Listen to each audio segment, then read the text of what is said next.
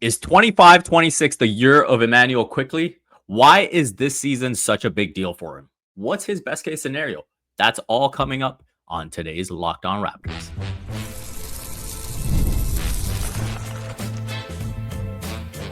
You are Locked On Raptors, your daily Toronto Raptors podcast, part of the Locked On Podcast Network.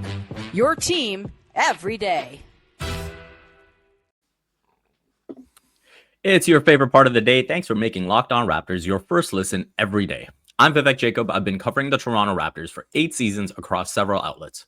You can follow Locked On Raptors on X, Instagram, and YouTube. And be sure to check out the Locked On Raptors Discord, where you can talk all things basketball, but especially the Raptors. It is Wednesday, September the 17th, and I am joined by Hello and Welcome's very own, whether he's in Edinburgh or Marseille or Toronto, he's never walking alone. It's William Liu. What's going on, buddy? Oh, man. Honestly, once I saw you put on the United kit, I should have put on the Liverpool kit. You know what I mean? I wore it because you wore the Liverpool kit last time. Yeah, we're trying to catch up to each other. You know, I'm just representing Marseille, every player except that one that everyone knows about. Great city, man. Great city, great fan base. Everybody, you know, if you're there on a Sunday, it's like everybody's wearing this shirt. It's kind of beautiful. But we're not here to talk about football. We're not here to talk about Champions League. We're here to talk about Immanuel Quickley. Isn't that right, V? Champions League? Never heard of her. Oh, no. Not even Europa this year. Not even Conference League. It's tough, man. But you're right. We are here to talk about Immanuel Quickley. I feel like this is a huge season for him for a bunch of different reasons. First off, you know, it's the second year of a 5-year, $162.5 million contract, which is flat at 32.5 a year. The Raptors made a big statement in getting him, right? They said, hey, we value you enough to trade for you entering your final year. We're going to make you a starting point guard. They've given him this big contract. Last year was the first year of the deal. He only plays in 33 games. Obviously, some of that has to do with, some of the objectives that the front office had and maybe tanking the season away. But here we are now. This team is going to have real expectations of winning, and Quickley is going to be a big part of that. Where do you if you were to look at this Raptors team, and say, who is this season most important for? I think Quickley has to be at or very near the top of the list.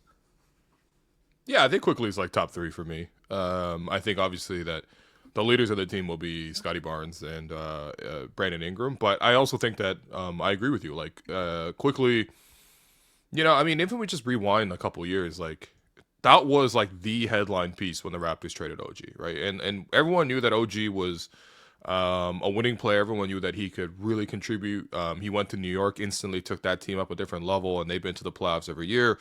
New York's he's a fan favorite in New York. Everything like that. And he's been great in the playoffs, as we've always known OG to do. But I think the Raptors fans, I remember at that time, the reaction was like, okay, we're probably not in a good position to give OG what he wanted, which I think was around $40 million a year, which he got from New York. But we're pretty happy with this trade because, yes, we got RJ Barrett, but the promise at that time was we get Immanuel Quickley, which at that time, he had been a rising star in New York. It was one of those players that you felt like could break out into a higher level. He had filled in for Jalen Brunson the previous season when Jalen had got injured, and he had some pretty big games, including a 40-point game against the Celtics. Very memorable. That one went to overtime, and I think the Knicks actually won that game. And so it felt like, okay, we finally have a young point guard of the future. Because if you remember that same season, at the beginning of it, obviously Fred VanVleet walks in free agency. The Raptors wanted to retain him, but they didn't want to go above a certain number. And, of course, the Houston Rockets came in and went above that number. And then they signed a stopgap in Dennis Schroeder, who, congratulations, Dennis, for winning the World Cup. Winning the Eurobasket, in addition to the World Cup. Potential future Hall of Famer, Dennis Schroeder. Yeah, I mean, he's basically like Iniesta for Spain. I mean, at this point, he got the World Cup, he got the Euros. But, like, they handed that team to Dennis Schroeder for a bit. They kind of told him, like, hey, you're going to be one of the leaders of the team. Turns out he wasn't one of the leaders of the team, and he got eventually benched, and that led to a whole thing. And so when the Raptors finally got Quickley, it was like, okay, finally we got a guy who can come in, and him and Jakob could be this pick and roll partner, but like him and Scotty could really be that pick and roll partnership. I think the disappointing thing besides the injuries is just like I don't think Quickley has taken his game above the level that he showed in New York. Now, of course, in New York, he was more of a six-man type of guy, and now he's a starter. So there is a step up in terms of difficulty. But when you look at his overall impact, it's not particularly stronger than what the player he was in New York. And so I think the Raptors are trading for a guy who they thought would take a jump. They paid him like he's going to take that jump. And so far, he's kind of just been mostly the same guy for the last 3 years. Yeah, and I think, a couple of things that you touched on. I think the big thing here is, if we go back to when that trade happened and we saw the Open Gym episode, obviously Masai's not here anymore, but one of the things he said was, hey, it's you and Scotty, right? Like we see you, the two of you, as the future. And obviously Scotty, I think especially defensively, made another leap last season. He is he's been an all-star. He's going to push for more this season. And for Quickley, I think to live up to those expectations, he has to be, starting to evolve into the type of player you can see as an all-star. And to your point, he has not shown that caliber of player yet. And I think this season has got to be a big step forward in that direction. And particularly when it comes to chemistry, it's like, hey, you've got to show that you can thrive with Scotty on the floor. You've got to show that you can help Scotty thrive on the floor. You've got to show that you can fit in well with Brandon Ingram. And that's another element of it. Yeah, okay, we know you have a good understanding of RJ because you two have been together and you can kind of can coalesce. We know that you have a good chemistry with Jakob Poeltl. But those two key pieces now, who, let's face it, now when you, as you said, think of the future, you're thinking of Scotty and Brandon first before you think of Quickley. So I think that's another aspect where Quickley's got to look at himself and say, hey, if I want to be part of this core, I've got to make this season count. Yeah, absolutely. And I think that, every player's production has to be within the context of the team that they're playing on. And I think when you look at the way the Raptors have been built, since Quickley's come on the team, like, would you say he's the third option right now? He's kind of like, I think Brandon will probably be the first option. He'll probably lead the team in shot attempts. I think Scotty will be the second option. I think that RJ's still going to get his, points, and he's actually been the leading scorer the last 2 seasons. So for Quickley, it's almost like, because the way he plays best, it feels like, is like when the ball's in his hands, he's able to run a pick and roll. He's able to turn the corner. One thing I actually would love to see Quickley do more, I think it's unlikely because I think this is just kind of your character as a player, but it feels like he really shies away from contact. Not a high free throw attempt kind of guy, only about 4 a game despite, playing 30 minutes. Certainly not a Kyle Lowry or like Fred VanVleet who like love contact. Like, he doesn't really seek it out. But when he turns that corner, he has a little floater that he can run with. He has a little pull-up 3 if they drop. And those are all really good qualities to have. But when you look at it Quickley, the one thing you don't say about him is like, you're not saying that like, hey, he's an excellent a table setting point guard who can like play make and get everyone really easy shots. Like, I think, especially on a team like the Raptors who have really struggled on offense the last 2 years, you really want somebody who can like, create advantages. And I think that's probably the difficult thing to see with the Raptors. Like, I think Brandon has the advantage because he has such a high contest point. Guys aren't going to be able to get to a shot. But I still, I think having watched Brandon in the league for a couple years, it's like, it's not like guys are like double teaming him, trapping him, and never letting him get a shot off, and that's creating the advantage. I think one of the things that's an issue with Scotty is that like he can create good passes within the system, pretty good passes in transition, but in a half court setting, he's not creating an advantage, breaking down the whole defense, and then setting guys up for like layups or like wide open threes. And I'm hoping, I guess, if like, okay, fine, maybe your forwards can't do it, maybe your point guard can do it, and that's where for me, I'm just like, if you're Quickley, like, your best skill set is probably with the ball in your hands, but you're not going to have the ball in your hands very much on this specific team. So how does he have the secondary skills really to adapt to, what the Raptors need? And I think that's for me, I'm like, I would love to see, okay, Quickley, your contract's guaranteed. You've signed it. Your place in the team's guaranteed. You're going to start. can we focus on the secondary things, which is, catch and shoot 3-point shooting, right? Like, we would love to see you get 10 threes up per game, for example. He's like the best 3-point shooter on the team. Just get more threes up. Can we see you get better on defense? Can we see you embrace that physicality? Can we see, I know he's more slight, but like, use your quickness, get in position. I've never seen Quickly take a charge, for example, for Toronto. Like, can you can you defend the point of attack better? And then on top of that, can you also play make and just get easier shots? Because the onus for him isn't really to get his own offense nearly as much right now. And I know that's counter to sort of the style of player that he is, but that's the role that's being asked of him right now. Yeah, no, I think the catch and shoot aspect of it, the shooting aspect of it is going to be huge. Playing off ball, I think we can get into more of that on the other side. Most people can't name all their financial accounts or even what they're worth, whether it's 401ks, properties, or investments. And when you don't have the full picture, you can end up leaving money on the table. That's why there's Monarch Money. It's an all-in-one personal finance tool that brings your entire financial life together in one clean, easy-to-use interface on your laptop or your phone. Monarch is built for people with busy lives. If you've put off organizing your finances, Monarch is for you. Monarch does the heavy lifting for you. You can link all your accounts in minutes, see clear data visuals, get smart categorization of your spending, and finally feel in control of your money without ever touching a spreadsheet. Monarch helps me identify when I'm not investing as much as I should, or if I've got money allocated inefficiently. Don't let financial opportunities slip through the cracks. Use code LOCKEDONNBA at monarchmoney.com in your browser for half off your first year. That's 50% off your first year at monarchmoney.com with code LOCKEDONNBA. And we are back to talk about what Immanuel Quickley's best case scenario in 2025-26 could look like. Now, when I'm thinking of a best case scenario, I'm probably looking at something closer to what he did in the 38 games that he played in 23-24. So what did he do that season? Plays 33 minutes a game, 18.6 points, 6.8 assists, makes about 3 threes a game, shooting 39.5% from three. Now, Will, you mentioned, hey, can we see the 3-point attempts get up to possibly 10 a game? I think, somewhere in that 8 to 10 range is where ideally you want to get him to. I think the Raptors just need his shooting.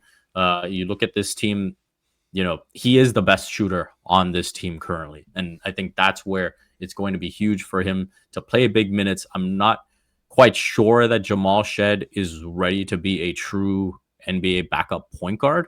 And so I think that's where, if Quickley can give you those 32 to 34 minutes a game, I think it alleviates the burden on Jamal Shed, and that's a good chunk of the game that you have your best shooter out on the floor. Do you think he can outperform those numbers that I said from 23-24? I think volume-wise is going to be a challenge. You just look at how many people in the starting lineup require some level of the ball, and also just how many shots they're probably going to take. Like, be one thing if, like, instead of RJ in the backcourt, you had like a classic 3-and-D guy. Like if you replace RJ, for example, with like Lu Dort probably going to take like 8 to 10 shots, their wide open threes or their transition layups or something like that. And that will leave more of the offense to like the rest of the team. But I think that in the current iteration of the starting lineup, you got IQ, you got RJ in the backcourt, you got Scotty and Ingram. Both of those guys are going to get 15 plus shots. And then you have Jacob, who honestly, is probably the Raptors' most efficient player. I mean, obviously he's taking layups and stuff, but he's certainly very, very good, and he has a very good touch. So it's hard to envision that he gets that many shots to sort of finish. Now, I think the goal there obviously is just to be more efficient.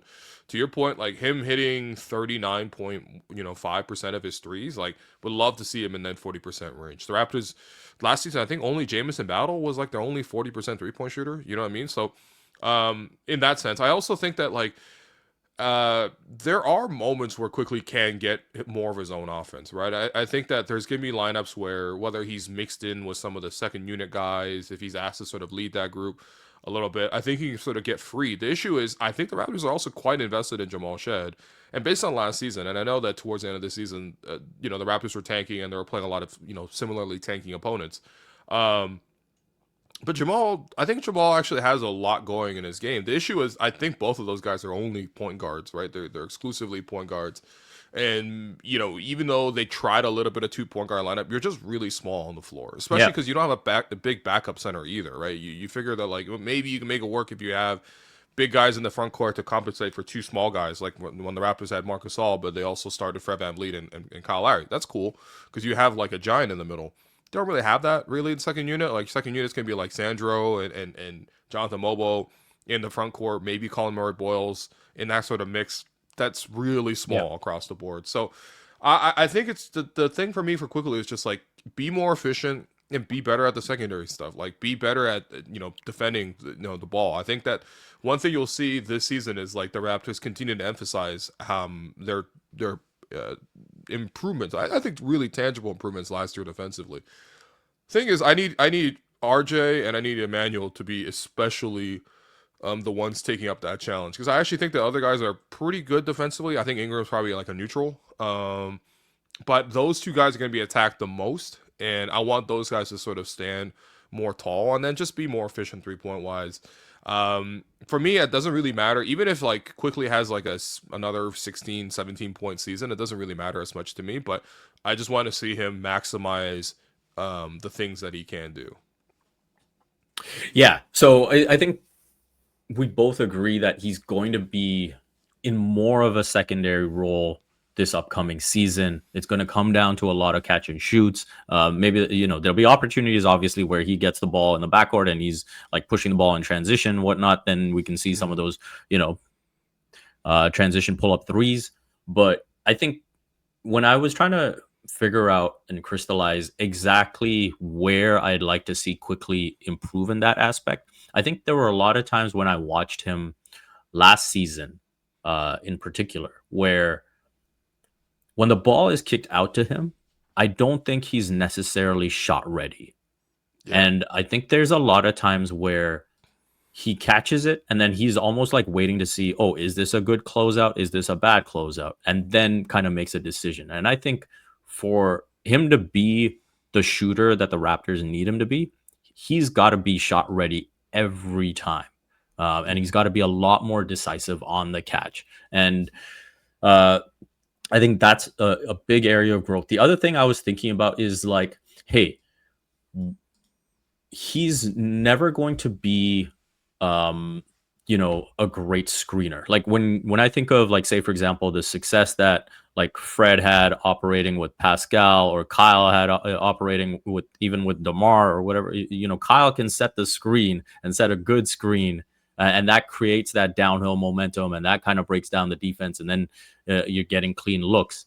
Like if you put the ball in Scotty and Brandon's hands, Quickly is not going to be able to create that same level of advantage with the screen. So a lot of it is going to come down to, the way that Scotty and Ingram are able to screen and then, how the offense runs through that. That's why I think Quickly and Yak have good chemistry, right? Like Yak gives Quickly exactly what he needs. And I think that's where, Ingram and Scotty are going to have to be the ones to give Quickly what he needs. And so I think those are kind of 2 key things that I look at. And then the last aspect of it is obviously going to be the playmaking when he gets in and around the paint, right? I think sometimes we've seen that he can pick up his dribble a bit too soon. And then it kind of forces a pass out and then a reset. And he's got nowhere to go. And those situations still happen a little too frequently. And I think if I had to highlight 3 things that I want to see him get better at, those are probably the 3 keys for him to have more success in a secondary role next season. Yeah. I agree with all this, but I think sometimes when I think back on it, it's just like, okay, if we had to, just forget Immanuel for a second, just like the current pieces on the Raptors right now, if you were to design a point guard that's ideal for maximizing, because when you're talking about a secondary player, like you ideally have a guy like Jakob who, is great at maximizing and covering up for the weaknesses the other guys around him have, right? And that's why, I think he's been paid and I think reasonably so, deservedly so. If you were to design a point guard to fit around, let's say RJ, Scotty, Brandon, and Jakob, what type of point guard would you want? Yeah, I mean, I think someone like Tyrese Maxey would be awesome. Maxey, okay, Maxey. I think for me, there's like two different types, right? I think there's like a guy who can really be a great table setter around all of that, like. Even a Trae Young. I know Trae is not a popular name because he really compromises you defensively. Yeah, he'd be awesome. But like he creates advantages all the time. He has the ball a lot, but also he puts everyone. He takes the burden off a lot of other guys and gets people really, really open shots. So like in a sort of an elite playmaker like that. Or the other option is you go with like a Derek White, or you go with like even an Andrew Nembhard who can really guard the point of attack, but then also be okay playing a secondary guy.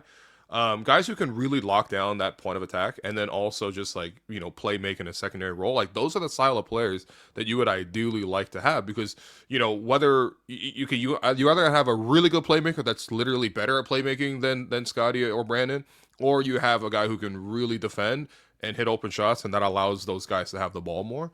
And I think that's where it's a little bit awkward because, like, you're asking kind of, IQ to sort of play to his secondary strengths rather than his major strengths. His major strength is, like, he's a pretty good scorer. He's a pretty good pick-and-roll operator on a team that doesn't really ask him to score primarily and doesn't really ask him to run that many pick-and-rolls. And I think that's where it gets a little awkward for him, But I also think that, like, at a certain point,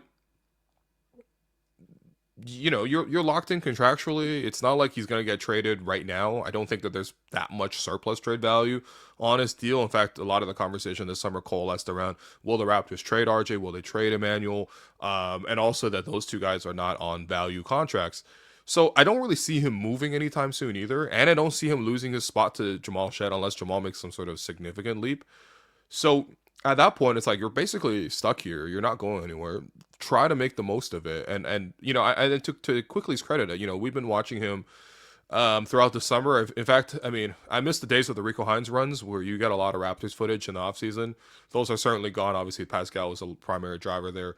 And so largely, you're seeing occasional clips. And I've seen a lot of clips of Scotty, but I've seen the most clips of Immanuel. And seems to be a great individual. He's taking care of his body. He's got guys in Miami working out. He loves working out in Miami. And my hope is just that, like, more than anything else, he gets a healthy run first and foremost, so he gets adapted to his teammates.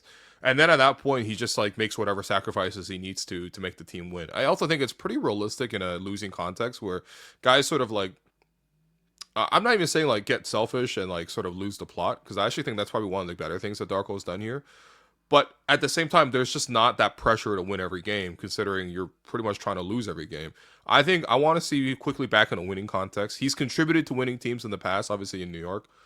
And I want to see him just fit and healthy and available to play for most of the season. Because I think that he does give the Raptors, even though the secondary skills are the ones we're asking for, he's not bad at those. Like 3-point shooting is pretty good, Yep. And I think defensively, part of me believes that like everybody has it within themselves to defend better.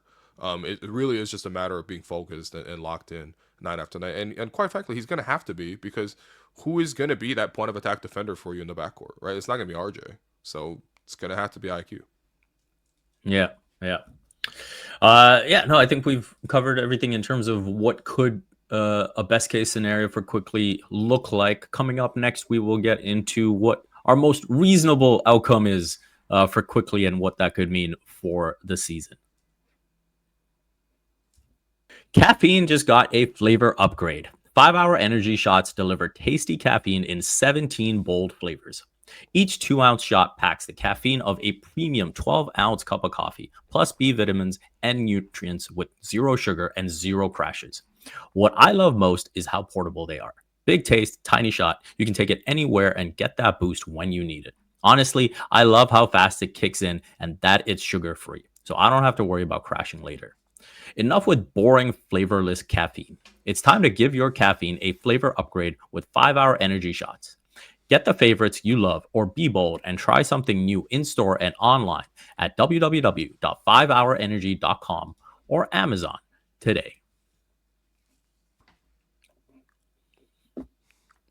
And we are back to wrap things up on this Immanuel Quickley discussion. So we talked about how things could look great for Quickley. You know, say he's got the chemistry going with Scotty and Brandon Ingram. He's attempting like 10 threes a game and taking full advantage of his catch and shoots and pull up threes in transition and whatnot. And as you said, defending at a higher level as well. Now, what is the most reasonable expectation? Like, I think there's still, quite a lot of people who are coming into this season saying, hey, there's a starting five that, most of the players need their touches. It could look a little bit clunky. Is the reasonable expectation that it will, take at least 20 games or so for these guys to figure things out, or where we should be expecting things to look a bit clunky between him and Ingram and Scotty and RJ and just trying to figure things out? I mean, look, bringing in Ingram is a big addition, and that didn't happen last year. We didn't get a chance to see Ingram last year. I think tanking sort of played a big part in that. Also, he was legitimately injured, obviously, with the ankle injury, but putting aside Ingram, like, this is a team actually with a lot of continuity, right? Like, when you look at the offseason, not that much was done. No, not that much was done. What do we do in this offseason, right? We brought the players are the same, but like when you look at the minutes, like RJ and Quickley and Scotty have played together, it's really not that much. Okay, like relative to the fact that they've been together for 2 seasons. I mean, I was just saying, this is entering year 3. These guys play together. Like, they should know how those 3 players in particular play together. And I know they've had injuries. They played in different contexts, different players in different spots. I understand, but to me, I'm just like, they've physically spent enough time in practice or even in game time, even in the off season, where it's like, you know what, there should be some level of understanding between those 3. And I think for me, like, for Quickley, a lot of this too is just like, it depends how much Darko really wants to run the Scotty at point guard thing. Because when he plays point guard, that means the point guard is not playing point guard. And I do feel like if more of that role was relinquished and more of that was given to IQ, I think IQ could sort of settle in a little more comfortably. That being said, of course, you don't make your main player accommodate your role player. You make your role player accommodate your main player. That's I totally understand why they play the way they do, but I think, a realistic year for Quickley probably looks similar to the one he had last year. I think the biggest difference is you hope for him to play, 65 games. He doesn't really have a long injury history. He's gotten pretty unlucky here in Toronto. He had like Scotty breaking his hand on, like breaking his finger on like a rebound or something. And then last year he just got like literally every injury of possible. So I'm hoping he plays like 65, 70 games, which is what he kind of averaged in New York. And then I think he's probably going to be a similar player, like 16, 17 points per game, probably about 5 to 6 assists, maybe a steal a game, and hopefully shooting 40% from 3.